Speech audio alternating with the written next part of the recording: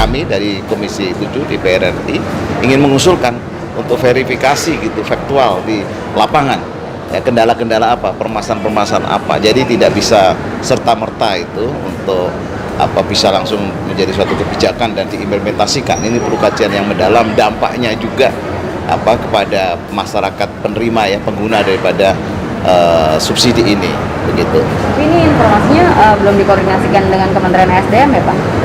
Nah, ini baru kemarin dalam rapat dengar pendapat dari PLPR menyampaikan perihal itu. Nah, tentu dia juga harus melaporkan ke Kementerian SDM, tetapi kami dari DPR RI mengingatkan itu harus perlu kehati-hatian juga dampaknya dalam situasi yang tidak gampang ini, dalam situasi yang berat, ya. COVID aja juga belum selesai, ya.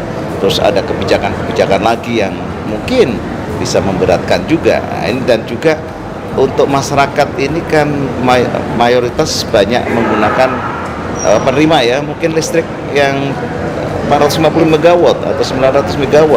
Nah, untuk kompornya ini berapa watt misalnya? Nah, kalau berarti kan harus ada penambahan voltase, ya. Nah, ini juga tidak gampang begitu, tetapi sebagai hal untuk disampaikan, disosialisasikan untuk perimbangan begitu, supaya konon tidak terjadi import gas, ya. Tetapi nanti mungkin ada kebijakan yang dapat memilih masyarakat antara yang